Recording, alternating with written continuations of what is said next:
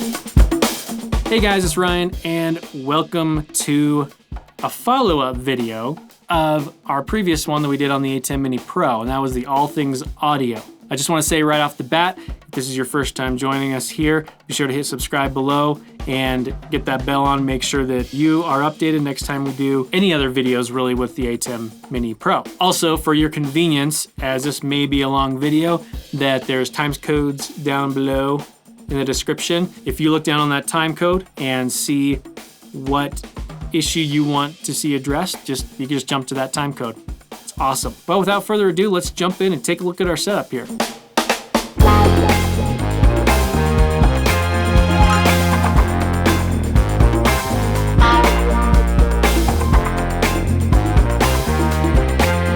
So let's go over the setup and look exactly how we're gonna discover what the delay time is using these audio inputs.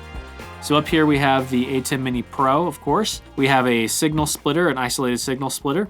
We have an interface to go to our laptop over here, and then we have our source audio. Now I decided to use a metronome for source audio, and there's a few different reasons why, and it's really all about consistency. So it gives us a consistent level, it gives us a consistent sound, it gives us a sharp, quick transient when we look at the waveform. And that's really what we want to be able to see exactly based on what we're seeing visually where the audio is hitting. So yeah, a clap, you could do a clap like that and that works too. But by using this, we can see visual feedback because these lights light up and see within the software how much of a delay and difference there is. Now let me explain what this box right here in the middle is. The main reason we're using this, and this is by Whirlwind, it's called the IMP 1x3 splitter. This is technically a mic splitter, but we're running our level pretty low, so we shouldn't have any major issues. They do make a dedicated line splitter as well. If you want to pick one of those up, they're about $100. So the reason why we're using the splitter here, this splitter in particular, is because if you take a normal splitter like this, and this is a 1/4 inch to dual 1/8 inch splitter, if you split it once, you're okay, but if you want to split it more and more, it degrades the signal every time you split it. So there's only enough signal to, I mean, even this, you can't really tell a difference, but in professional audio, that's really not a good idea. So what this particular splitter does is it takes in one signal and it has a pass-through, a straight pass-through here in the middle, and then it has two isolated outputs. And these are transformer isolated outputs. And really basically what that does is it reinforces the signal. It makes it the same level coming out of both of these as it is coming out of here. So you can split it 3 ways and not have any signal degradation. And probably a place where you've seen this, but you didn't know, is if you've ever been to a concert, every single microphone on stage is split somewhere because you have somebody who's mixing the audio for the audience, and you have somebody who's mixing the audio for the performers on stage. It's called a monitor engineer.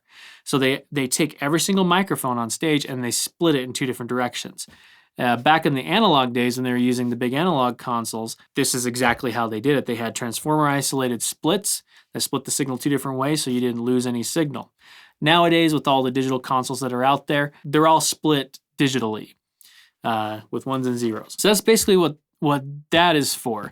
And out of the back here, we have 3 outputs. One of them is going straight over here into the ATEM Mini Pro input, the audio input. And I have switched that to line in my software, so it's taking a line level input.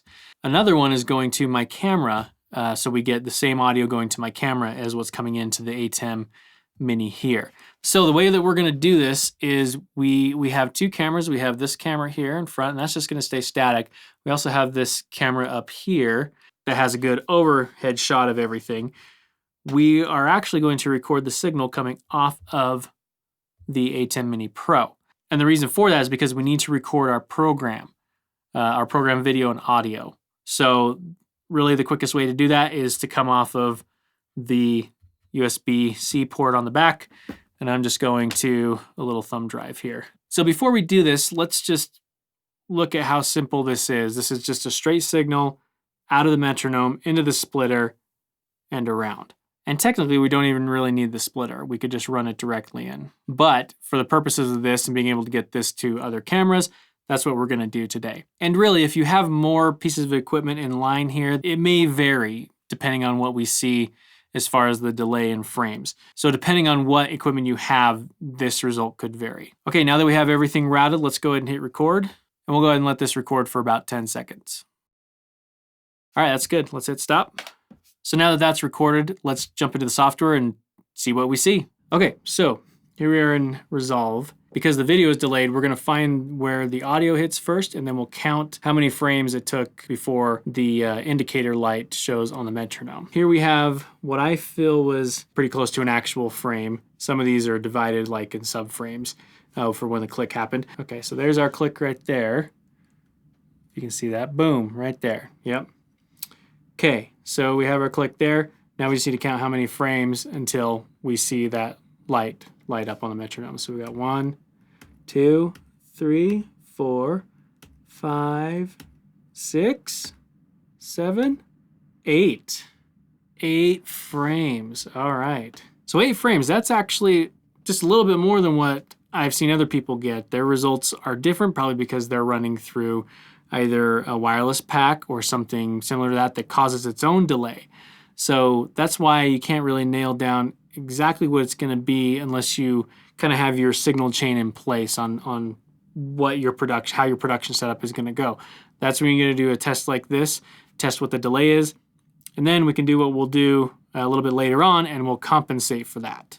All right, so now we're going to do a little test of the delay using a wireless mic. So this is a Rode Wireless Go. I have the Lav Mic right here, and it is coming out of here and going into our microphone splitter.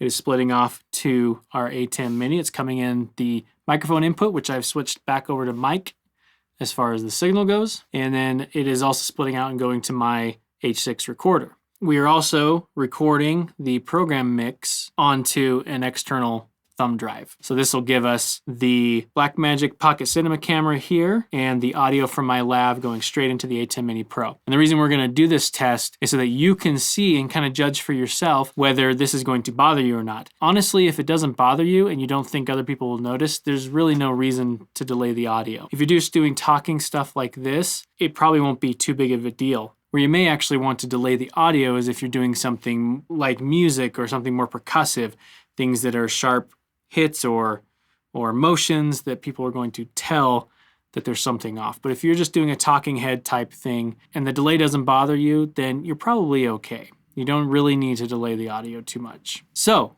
let's get into it. Okay, so here is our test of the video coming off the Blackmagic Pocket Cinema camera, which is selected here on the ATEM Mini Pro. The audio is coming from my Lav Mic through the Rode Wireless Go straight in to the ATEM Mini Pro. It is coming in through the mic 1 input, which I've switched back to mic in the settings.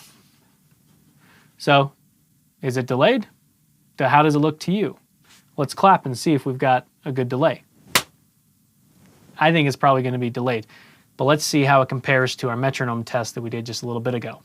So let's dive into that clap and see if the delay is different from when we used the metronome. So here we have the sound of the clap. It's not quite on a frame, but we'll call it close enough. So if we're looking here, we've got basically a frame and a half, maybe 2.5 frames. Not a lot. And that's just going to a wireless mic pack. So really, depending on your use case and what you're using this for, that may be acceptable for you. And you don't even have to watch the rest of the video. That's it. You could use the ATEM with no problems at all. All right, so now that we know what the delay is, how exactly do you calculate your delay? Because on some devices, you may actually have a frames per second delay. Those are usually more high-end devices or something built specifically to delay by frame. Normally, what you're going to do with delay is you're going to be delaying by milliseconds. So we need to convert frames per second to milliseconds. Now I'm going to say right off the bat, I am not a math person. I didn't like it whenever I had to learn it. So if my math is wrong, go ahead and comment below and let me know what the delay should be.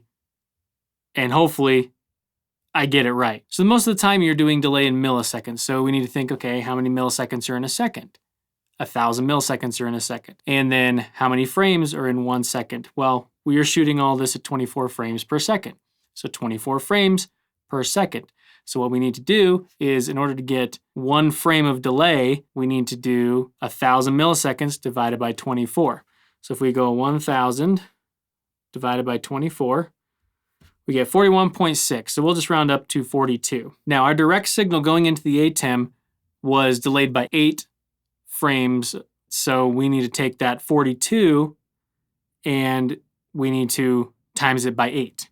So we'll do 42 times 8, and that gets us 336. So that means we need to delay the signal by 336 milliseconds in order to get rid of that 8-frame delay. Now, unfortunately, in our situation, that is a lot of milliseconds to delay. Most devices actually won't be able to do that.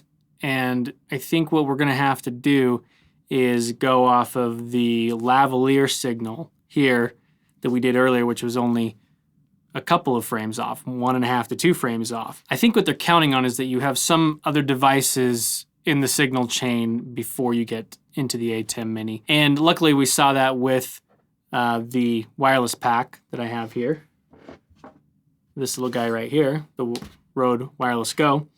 And we were able to see that that had significantly less delay than the direct signal itself off of our metronome here. So let's calculate that 2-frame delay really quick. So let's do 1,000 milliseconds divided by 24. And that gives us that 41.66, but we'll do 42. And if we do 42 times 2, we're at 84 milliseconds of delay. Now that's more in the realm of what you probably should be dealing with. Most digital mixers will be in that realm. They'll be able to delay by about 84 seconds. I got out my other camera, the Canon I've been using for a while. It's just a Rebel, it's a T5i, yeah. 700D, I think they call it elsewhere. This is the easiest way to do it. And this is probably the way most of you should take care of this problem. Is just run your audio into the camera. And I know a lot of people on the last video suggested that, and yes, that's been out there for a while. A couple other YouTubers said that you have to do that in order to keep it in sync, which makes complete sense.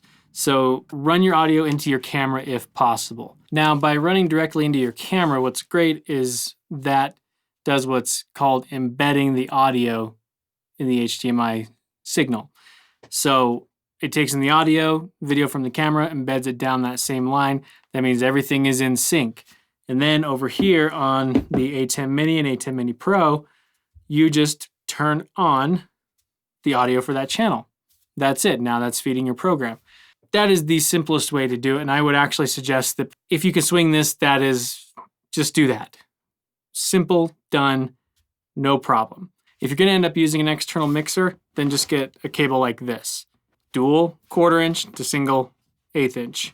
This will get your signal out of whatever mixer is available and put it into your camera. If your camera can be switched to line level, like for instance, this Blackmagic Pocket Cinema camera can be switched between mic and line, switch to line, use these cables, get the audio into your camera. It'll just make life that much easier. Now, someone asked me in the comments of the last video, what about the Rodecaster Pro? That is a perfect device for this because it has 1/4 inch outputs, and if you get a cable like this, 1/8 inch directly into your camera. Perfect, problem solved. So let's say you don't have an external mixer, one that would actually delay the audio at all, and let's say that you don't want to plug it into the camera for some reason. Then you can actually buy a little box, it's about this big, that will delay your audio for you. There's a couple on Amazon. They run anywhere from like $80 to $100, but they take RCA in and spit RCA out. And then there's a little knob that you can delay. So I'll put a couple of those down in the description for you. You guys can check them out and see what you think. Now I want to address something that someone commented about in the last video as well, about possibly using a DAW or some sort of computer source for that to be able to do the delay. And while that's kind of cool, and honestly, nothing, I think it'd be fun to science fair the crap out of that, but there's so many quicker ways to do it than that. You can do it, sure, but just go buy the cable for like $10 and run it into your camera. Now I actually had that kind of set up here because I was gonna do that for you guys, but it really just doesn't make logistical sense. I mean, it's more equipment, more cables, more routing you have to do, all to delay your audio just a little bit, when you can go buy a little box for $100 or just go buy the cable and you're set. So I would just suggest doing that instead of worrying about running it into a computer then out. Plus that frees up your computer to take care of the stream. If you think about it, it's like I'm running OBS. If I run OBS and then I'm also running Pro Tools on top of that, that is a lot of processing going on there, and you may have issues with your stream. If you have a separate computer, that's a whole other story, but I wouldn't suggest doing it that way. Just that's just my opinion. I would not do it that way if I could help it.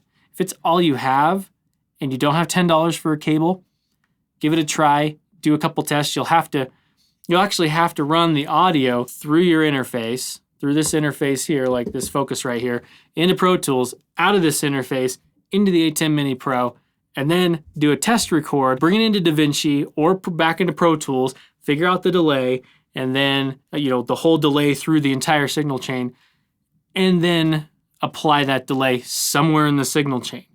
Because there's so much going on between your interface, because it has to convert from analog to digital, has to go through the computer, and then convert from digital back to analog, and then out to your ATEM Mini. It's a lot. Just buy the cable. Just buy the cable. It's very simple. Buy the cable. Okay, so let's just talk about these inputs for a second and why on earth Blackmagic didn't put that delay function in here. And to be honest, I have no idea. And especially after this complaint was on the regular ATEM Mini, why on the Pro they wouldn't put that function in the software somehow. They have a lot of stuff in that software, as we showed in our last video, that really, how hard could it be to add a delay on the microphone input? Now, I guess it could be a couple of things. This is a small device. This is a very small device, and maybe it just doesn't have quite as much computing power to do that. I mean, it may be maxed out right now. And you do have to understand that delaying a signal, any kind of time-based effect or time-based processor, if you're doing a delay on a vocal or a reverb or something like that, that's what eats up the CPU power. That's what really can bog it down. So if you're in DaVinci or Premiere or something and you're running those kind of plugins on your audio, you're going to start bogging down your computer pretty quick. So what they have in the software is they have what's called dynamic space processing, which is equalization, compression, gating, limiting. Those don't take up as much CPU power, but time-based stuff does. Like I said, maybe this is just right at the peak of its processing abilities, but would it be that difficult to put delay function on those audio inputs? I don't think it really is that difficult, but I'm not a computer programmer, so maybe we'll have to contact Blackmagic and see what they say. Maybe it's coming in a software update. If it came in a software update, this whole video is completely useless. Completely useless. So I'm actually kind of hoping that. Let's hope that this video becomes completely useless to ATEM Mini users and ATEM Mini Pro users. So that is it, guys. That's the end of this video. I hope you guys got a little bit of something out of this. I know the solution was pretty straightforward. At least one of our solutions was pretty straightforward. The other ones, just putting something in line. If that's really what you need, 2 frames, 1.5 frames as we got with the Lav Mic, that may not be a big deal to you on your live stream.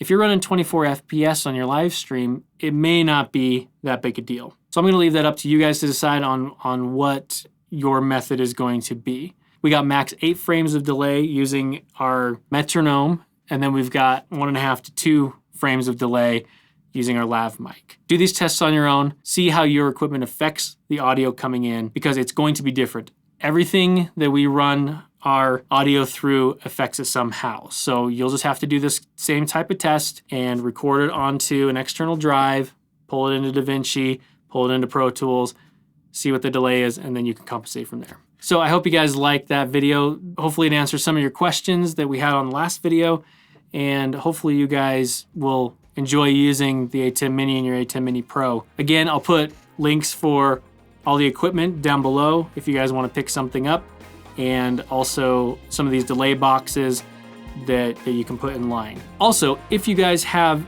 any other questions, put them down in the comments. I come through every single day and look and see if there's any new comments, if there's any questions. I'll try to answer them to the best of my ability. If not, if you guys see a question that needs answering, feel free to answer, because it's great to have others who know about this stuff that can help, you know, newcomers to streaming and newcomers to audio and video production. So be sure to comment down below. And also remember, guys, to subscribe to the channel. There's been a great influx and many of you who have just joined up, and you know, it's great to see you guys, and hopefully you guys can take something from this video and use it in your streams. So make sure you guys subscribe, thumb up the video. You can thumb down too. We always like the thumb up, and hope you guys like this, and we'll see you next time.